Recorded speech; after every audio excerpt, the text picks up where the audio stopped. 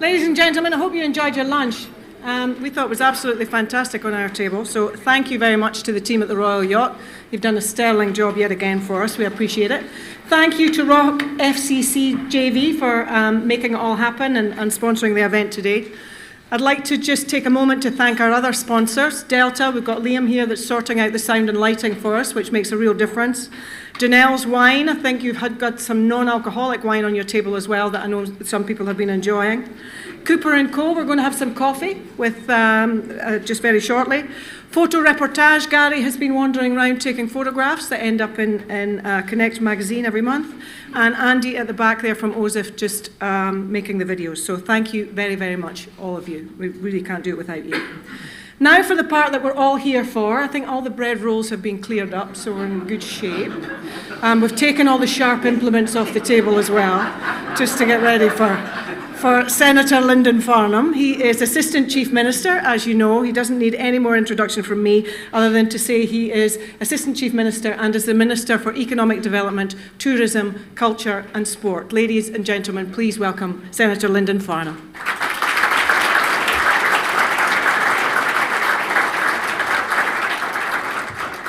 Thank you very much, Jennifer. And my speech is here, which is a good start.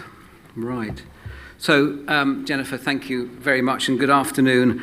Thank you to Chamber for inviting me to speak this lunchtime. To come here and speak about the hospital is a welcome break from the Island Plan debate, which is now in its second week.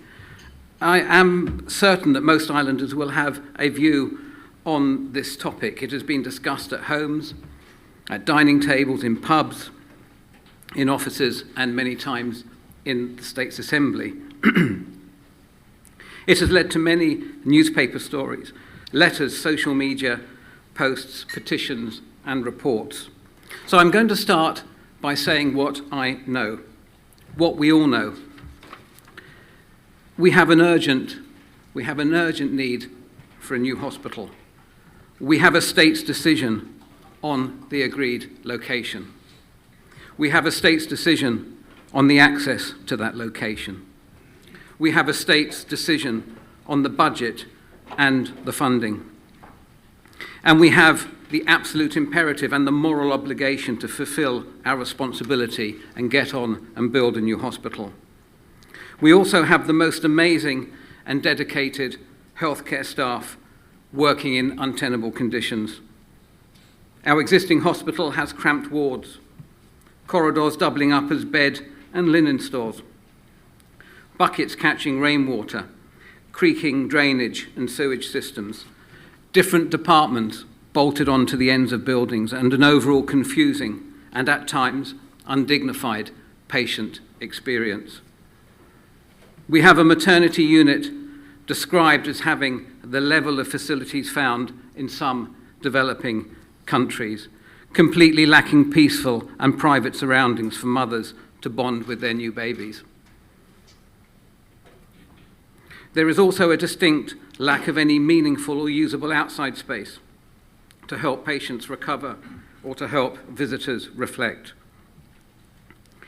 Despite the remarkable job our healthcare colleagues are undertaking 24 hours a day, 365 days a year, we can only continue to patch up and mend this hospital for so long. In 2026, the costs of doing so accelerate at an exponential rate. So how did we get to such a position? The General Hospital was built on the site stretching from the parade to the sea and bounded by Gloucester Street in the mid-18th century. Even then, it took over 20 years for work to commence after the States Committee of the day, not this committee, although it feels like it at times, with responsibility, were first formed in 1745, and then another 27 years before the first islanders were admitted in 1772. So by comparison, we're not doing too badly. And that was 250 years ago this year. And of course, the hospital has evolved significantly since then, but so has our population, our demographics, and our response to contagious and terminal illnesses. Our primary healthcare facility is situated in buildings and geography bounded by the decisions made under King George III. 250 years from its founding, it is clear we need a completely new fit-for-purpose hospital. We cannot let history continue repeating and ask islanders to endure continued delays that impact their care and well-being. This current hospital journey started in 2012, and for more than 8 years the states have grappled with this challenging issue, expending considerable sums of taxpayers' money, but still failing at all attempts to deliver a comprehensive health solution. To get us back on track, the Our Hospital Political Oversight Group was established in 2019 with a brief to deliver and build a fully operational hospital by 2026. Now that's an ambitious but achievable target for success, and it puts us back on track. The timeline is vitally important because, as I said, it is determined by our ageing and decaying health estate and unsustainable cost of maintaining it. Work started and has continued at a pace and with real determination. Determination not only to deliver a new hospital, but also to ensure that islanders would be involved at every stage, and from its outset, that the project would be clinically driven and designed unlike previous iterations. Almost immediately, while we were still assembling the project team, we began what is arguably the most controversial aspect of the entire scheme, and that is to select the location. Among the many unknowns, there were two certainties when it came to selecting the right site. Firstly, a perfect site or an uncontentious site does not exist in Jersey. And secondly, the public must be involved with the site selection process. To begin that search, we took all of the previous suggested sites and invited islanders to nominate any further locations they felt would be suitable. The final sweep resulted in more than 300 site suggestions, identifying 82 potential locations.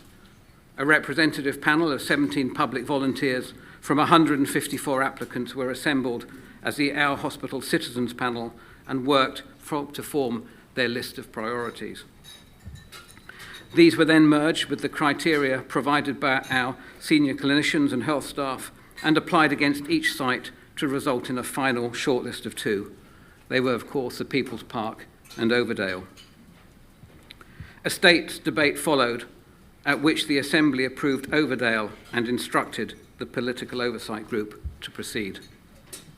It was an extensive search and technical assessment like no other in our island's history, and endorsed by Scrutiny's own appointed technical advisors, who agreed that Overdale is the best location for our new hospital. Guided by clinical priorities, patient priorities, citizens' priorities, the draft planning guidance, and of course, the overarching public interest, Overdale is considered both the more suitable and more achievable site.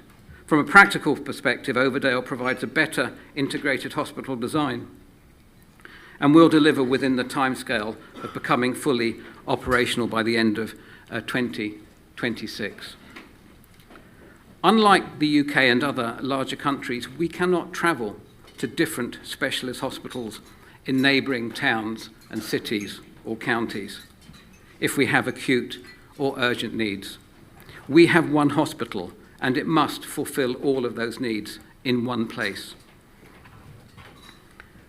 It will bring together a disparate health estate and for the first time be a general hospital, an acute hospital, a day patient hospital, a maternity, women and children's hospital, a mental health facility, a knowledge and training centre and a modern energy centre, providing power in the most environmentally sustainable way.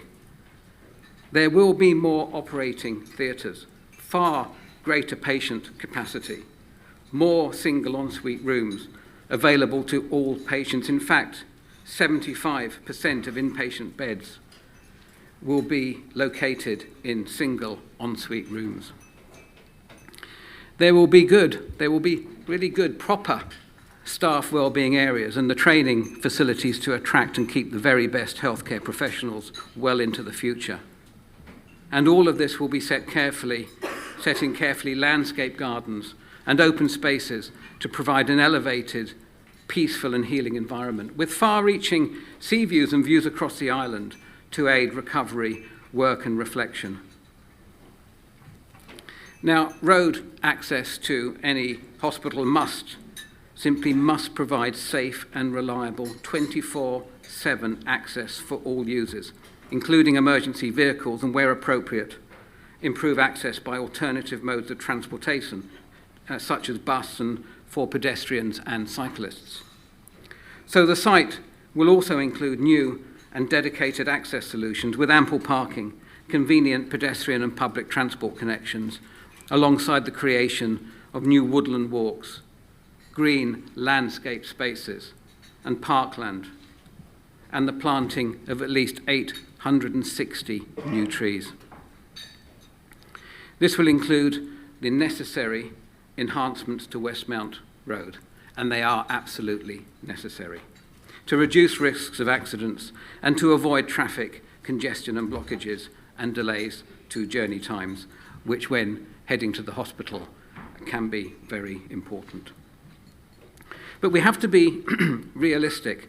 A health facility of this nature and of this stature, which not only meets the needs of today's islanders but remains flexible and future-proof for decades to come, requires a significant investment. The State of Jersey has capped the budget for this project at £804.5 million. This figure includes the decommissioning, demolition, decant and migration of the current Overdale services to Lake Kennevay and then back to the new hospital at Overdale.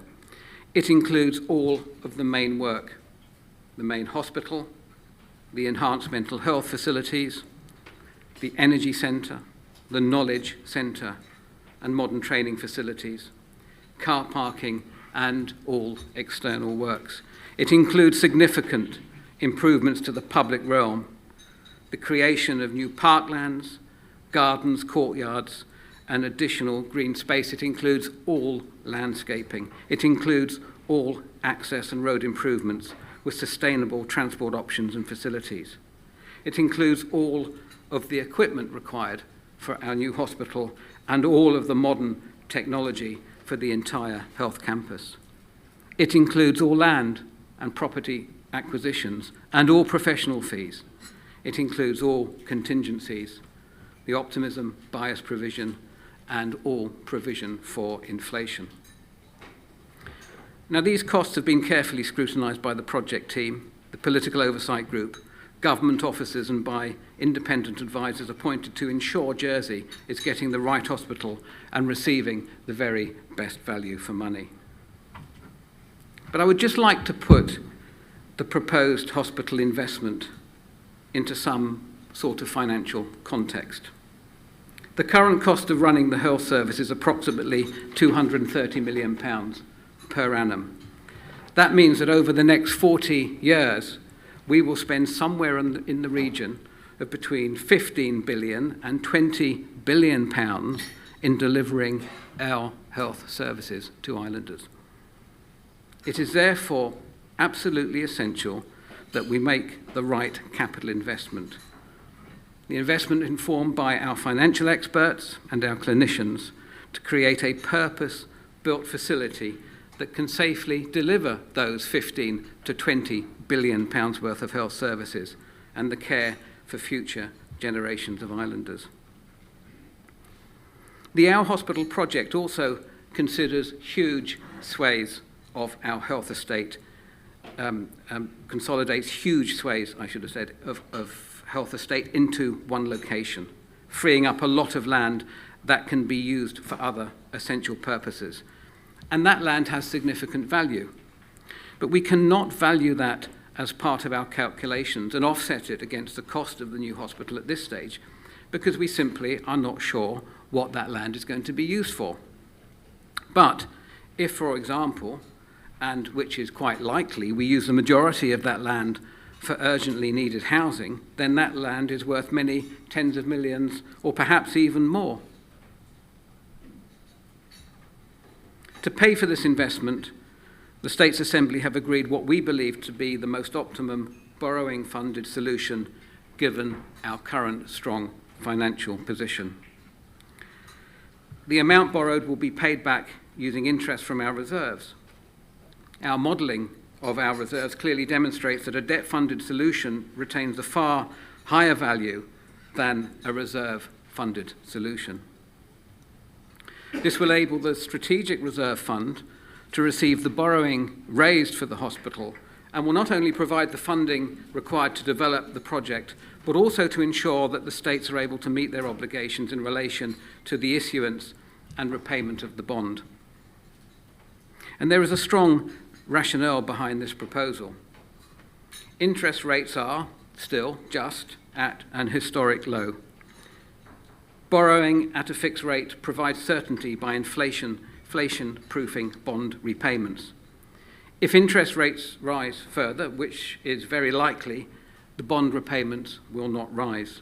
Investment returns will cover annual financing costs, and the growth in the reserves will repay the capital.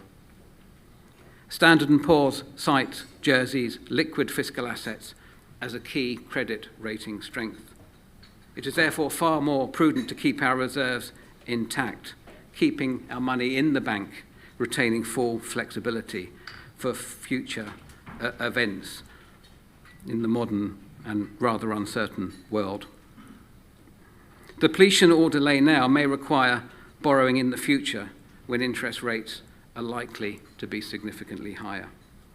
So put simply, the Jersey taxpayer will have substantially more reserves if we borrow at a low rate than if we use up the strategic reserves now.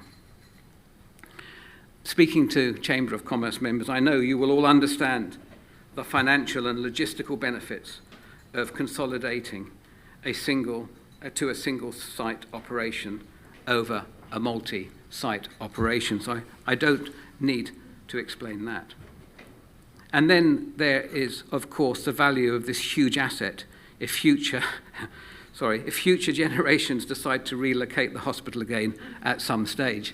Excuse my slight shock at that. But if they do decide to do that, then the people of Jersey will own a significant and valuable asset, which will provide, I'm sure, great opportunities for public realm and investment into the future. I have every confidence that we have delivered a meticulously constructed and carefully considered clinical, financial and logistical plan for a new hospital and health estate. The final part of the planning process hands over to the independent planning inspector in early April. He is due to deliver his report to the Environment Minister within 4 to 6 weeks of that date. The Minister will then make a final decision, which is likely to be in late May or early June. I started this speech with what I know, so I will finish with what I believe. I believe our new hospital will be a shining example of good healthcare, providing the facilities and level of service that patients and their families both expect and deserve. It will be a place that instills confidence and delivers excellence through all aspects of treatment and recuperation. I believe our new hospital will attract and retain the very best medical professionals who, for the first time, can train and develop their skills without having to leave the island. And it will mean those exceptional clinicians who come to us to teach the next generation of doctors and nurses can be on hand to provide healthcare to our islanders at the same time. I believe we are so close to delivering something exceptional for Jersey. The vast majority of islanders want us to get on with it. We have a responsibility, a duty, and a moral obligation to build this hospital without costly further delay and procrastination, subject, of course, to planning permission being granted. We will succeed in doing that. Thank you very much. Thank you.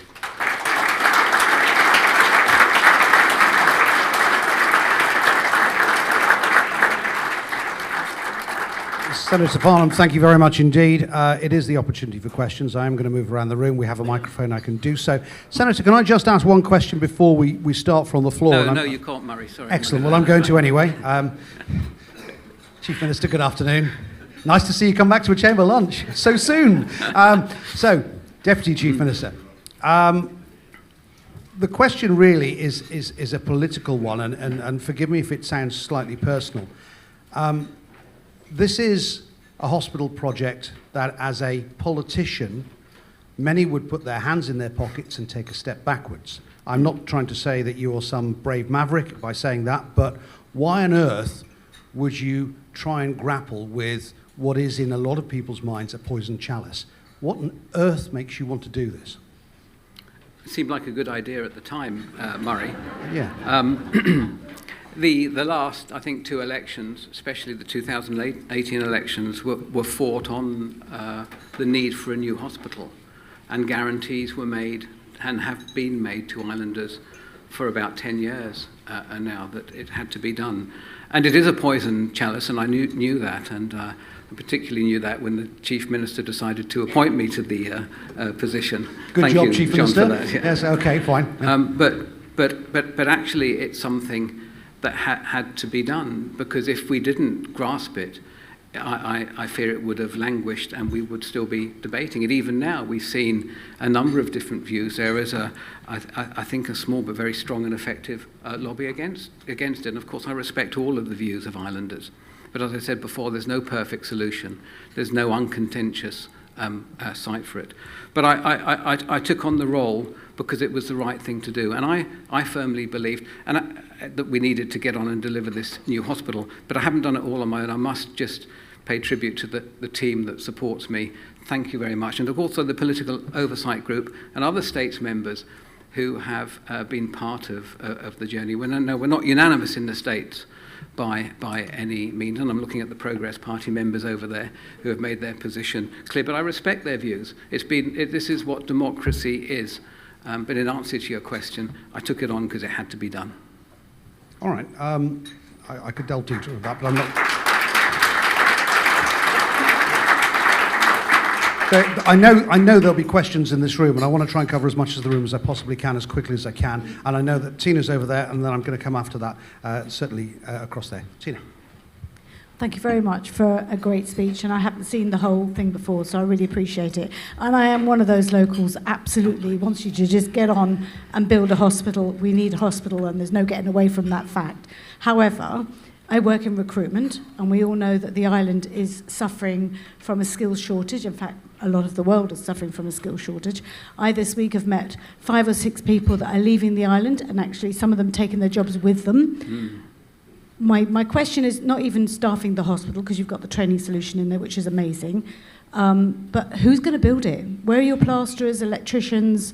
Where are all these quantity surveyors, accountants, civil servants that are going to be needed to do all the background admin, carers with our ageing population? Where are all these people going to come from if we're shrinking as a population, as a working population? You know, it's great that we're going to have a new hospital, but who's going to build it? Well, thank you, Tina, for that. I mean, most of those people currently exist in the current health service, which I said in my speech is quite disparate. So part of the move will be consolidating all of that work into one place on the new hospital estate. I think that will help drive out better productivity in the way we run our health service. Of course, there are huge challenges in building this. We know what the construction industry is very warm at the moment, and there is a shortage of labour. I tend to judge our economy by how easy it is to get a plumber. And if you get one the next day, things are pretty poor. But my plumber has quoted me 6 weeks to put a tower rail up at the moment, so I know things are pretty good. And we're working closely with our design and delivery partner on those sort of challenges, and we will overcome those. I'm not quite sure we've found the right solution, but once we've got the hospital built, then I think actually having everything in one place will make that far easier. We can, and I've been speaking to the Director General of the Health Service, there are great opportunities to make sure we deliver better productivity. So it is a challenge, but most of those people already exist, and then it's about refining it. And actually, we think once we have built it or started to build or got the certainty of a planning approval, then we've got a great selling point to start recruiting. And early indications are from the team that there's quite a lot of excitement from potential healthcare professionals when they see what's being planned. Senator, apart from the healthcare professionals, when it comes to the building side of it, the nitty-gritty, and notwithstanding your towel rail,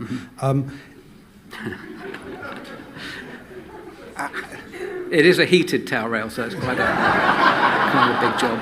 Yeah. Fair play. This is going to be a heated debate. So let's hope there's a towel rail for it. Now, notwithstanding that, are we using as many local builders and existing companies as there are possible at the moment to do so? The instruction to the design and delivery partners are to use as much local skill as we can. We want to keep as much money on the island as we possibly can, but of course, if it's got the capacity, of course. If it's got the capacity, but there are skills and professions and goods and services that we are going to have to import. Okay, Peter. Senator, I think everyone in this room would agree with you that we need a new hospital, and certainly you've made that your priority since you took over the Political Oversight Group in 2019. In the 3 years since, you've produced a plan to build a 70,000 square meter building at Overdale. If it proceeds, it's going to be the largest building in Jersey on one of the highest and most inaccessible sites in Jersey. In the process, you have so far committed or spent nearly £100 million. You've also made a number of promises which you have confirmed today. First, you've promised that the new hospital will cost £104.5 million. Senator, that figure was derived when we had near zero inflation. Our inflation this year is likely to be near 7%. Plasterboard, which cost in September a price, is now up 300%. The $1 billion prospect for the cost of this hospital is very much in sight.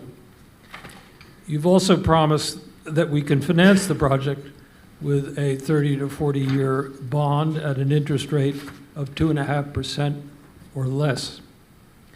I point out to you that the U.S. government, the most credit-worthy borrower in the world, will be paying 2.7% interest for their debt by the end of 2022. Our costs are going to go up. The other promise you've made is that our strategic reserve fund will increase in value. Sir, I think we all know that the S&P 500, NASDAQ, and FTSE 100 indices have been off by 8 to 17% so far this year. I think you have to accept, we all have to accept, that past performance of our fund, which has been excellent, is no longer there. So I'm just saying, Senator, my question is this. You've promised that the hospital application will be approved. Your own planning department has recommended that it be rejected. There are over 100 objections to it. Senator, any good business organization would review, defer, and adapt under the circumstances. My question to you is this: is it time to stop and think again? Put simply, do you have a plan B? Stolen my question about Plan B. Thank you, Peter, for the question. Senator. Thank you, Peter. The answer to your question at the end of the statement is no, it's not time to stop. In actual fact, it's time to put our foot down a bit harder on the accelerator. Inflation, you rightly mentioned, is accounted for, as I said in my opening address, in the budget of 804 million. We have over £100 million of inflation and optimism bias contingency programmed into that budget. But you're right, on the back of Brexit and the pandemic and of course the geopolitical instability that we're seeing now, these pressures are growing. And if we see any more delays, then I'll be coming back and saying, no, I'm sorry, we can't deliver it for 804.5 million, it's going to cost $1 billion. And if we delay it now and we look at a two-site solution or going back to Gloucester Street and the extra 2 or 3 or 4 years that we'll put onto the target, then we are looking at £1 billion. hospital. I mean, we don't have the same amount of trillions of debt as the United States. Of course, I'm not comparing our economies to them and the mighty dollar, but our financial experts, I'm not sure if the Treasurer is in the room. He's probably sensibly stayed away, but the expert advice we are getting is that we can borrow, if we don't hang around, probably around 2% currently, perhaps a bit less, but certainly within the 2.5% budget we've estimated. We don't know how our reserves are going to perform in the next 5, 10, 50 years. But again, our financial experts are saying that it's far better to keep our money in the bank now for future eventualities and to perhaps use it. And if, for example, and this is a big if, our reserves did perform not even as well as they performed over the last 10 years, but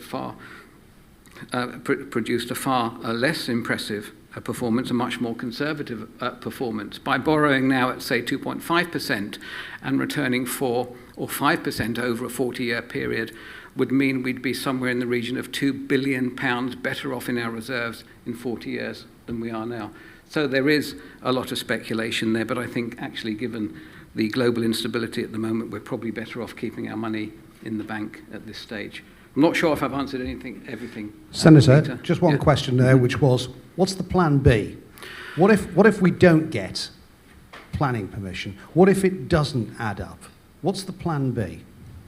Well, Murray, it depends on the report of the planning inspector, and it depends on if the environment minister decided he couldn't approve it, then the reason for that.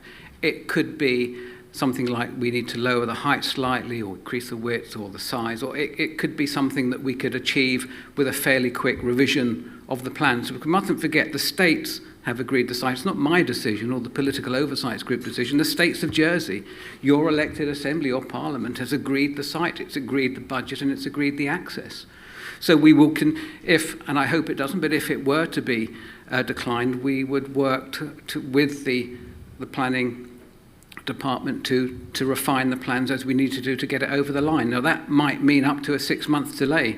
We could manage that. We'd be pushing it, and of course we can't borrow the money until we have planning permission, really, but we could live with that. If it was back to the drawing board, then it's back to the drawing board, and then we get into the billion-pound hospitals, and we're at the mercy of the future vagaries of what the world has in store for us. I just want to pick up on that plan B and the what if there. The what if of that, I remember sitting in the States Assembly when there was a whole pile of politicians who were preparing themselves to formally vote on the People's Park. That vote didn't happen because eventually it was withdrawn. But are you happy, and would your vote still be for where the hospital is going to be now? Well, if we think we've got opposition to Overdale, just try and put it on People's Park. This will be literally a walk in the park compared to that. Yes, I would think I'd still, knowing what I know, I would still support Overdale. I've always said, for me, I'm not wed to any site. I think the important thing is what we do inside the hospital, not where it's located. But can I just go back, Murray, to the point you raised? I think Peter mentioned the planning report that was issued. And I think it was a bit of a surprise to some of our team because we'd been working very closely with the planning department. So it was sort of a bit of a surprise. I think they weren't expecting as much criticism, but it wasn't really unexpected because there is nowhere in this island that we could put the hospital that wouldn't breach just about every single planning policy that exists. But let me just read you something from the planners' reports that wasn't, with the exception, I think, of Bailwick Express, it wasn't reported widely by the media. I'm going to quote from the report. It said, "There is no doubt that the proposed Our Hospital planning application performs well on a number of fronts. It is an undeniable and significant boost to the provision of clinical and mental health provision, providing fit-for-purpose health facilities for islanders in concert with future Jersey care models. The enhancements to clinical care and treatments and the removal of the risks which are inherent within existing facilities cannot be overstated and weigh heavily in favour of the application. The report goes on to add, in planning terms, the proposal is located in an area which complies with the island spatial strategy. It performs well on several technical measures. The transport and waste solutions and energy reduction targets are all agreed. Furthermore, the landscaping and the ecological proposals are accepted and welcome. So it wasn't all bad. Okay, going to go to another question. Former Deputy, Andrew Lewis. Thank you, Murray, and thank you, Lyndon, for what has been quite inspiring, really, because there's been a lot of criticism, as we well know, and I think you put a few facts straight today. But my question is fairly simple. In other small island jurisdictions around the world, I've seen hospitals and other public buildings that occupy very prominent locations and often with spectacular sea views. As a consequence, they are often viewed with a degree of civic pride. It would appear that here, islanders have not taken that view of your proposal into account. Why do you think that's the case? Thanks, Andrew. I think there are, and firstly I would say I don't know who wouldn't want to recuperate in an elevated, peaceful location with fantastic views across the island in a purpose-built building with all the health estate consolidated into one area. Who wouldn't want that? In fact, I might need to book in straight if everything ever gets booked. I'll have a suite if that's possible on the top floor for a month or two. But who wouldn't want that? But of course, Jersey, we always challenge these sort of things, and of course, where we've done that, where we've been innovative and delivered world-class buildings, such as Fort Regent, such as the airport and the new arrivals building named after John's father, of course, they've become part of our aesthetic. They've become part of the landscape, and we've developed a sort of civic pride in them.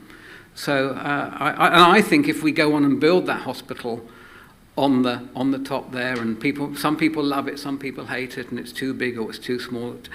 I think if we go on and do it, it will quickly be accepted by the Jersey people. But of course, going back to your question, there are people that don't think we need to change the access routes. They don't like the location. There are a number of different reasons.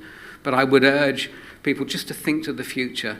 Let's get it built. And just like Fort Regent, Queen's Valley, the airport, where would we be without them now? Thank you. We still have time for questions. It's 2:10. The reason that the other States members have walked out is because they're going back to the States Assembly, not because you're speaking. That's what happens inside the Assembly. Well, it makes a change. Yeah. Always tell which they get up and go out. It's always. Is there another question in the room? Is there anyone? Yes, we have. We've got two questions. Tina, I'm going to come back to you in just a second again. John? Thank you. Hi, Lyndon. John Hello, Baker. John. Hi, John. I'll stand up so you can all see me. Following a public petition and a state's proposition, the health minister was instructed to reopen Samurai Ward. He was supposed to do that by the beginning of this month. He hasn't done so, and my understanding is that he's using the excuse of not having the staff and not having the physical facilities to reopen. Now, the big problem that I see for this new hospital is not so much the building itself, but it's staffing of the building. The problems you currently have within the health service is the management structure itself, which demands way too much paperwork from the frontline staff. That results, to some extent, in the bullying that goes on within the health service. John, have you got a question? Yes, I'm getting to it. Can you get to it? Yes, I will get to it. But also the fact that the staff accommodation is very poor. So what is this current government, and what is the health minister in particular doing to solve the problem of staffing? Because it's all very well, if you do get permission for this hospital, if it goes ahead, I don't believe you'll be able to staff it, run it. If you can't open Samurai Ward, how are you going to fill a hospital? Thank you, John. I mean, you'd have to direct some of those questions to the health minister, John. I'm not trying to duck them, but I'm sort of focusing on the new hospital built today. And as I said before, having a new hospital will be a great incentive to bring people over. I know Caroline and the team are working on a accommodation strategy now to provide suitable, good and affordable accommodation for their staff. That's one of the crucial parallel work streams that we're working on. Importantly, the new hospital will have a dedicated rehabilitation ward that hopefully will not only provide what the Samurai ward had, but surpass it. So I think I've answered your questions, and the other stuff you'll have to direct to the Health Minister, but thank you. Okay. Other questions around? Sorry, Tina, I was coming back to you, and I will come across those in a second.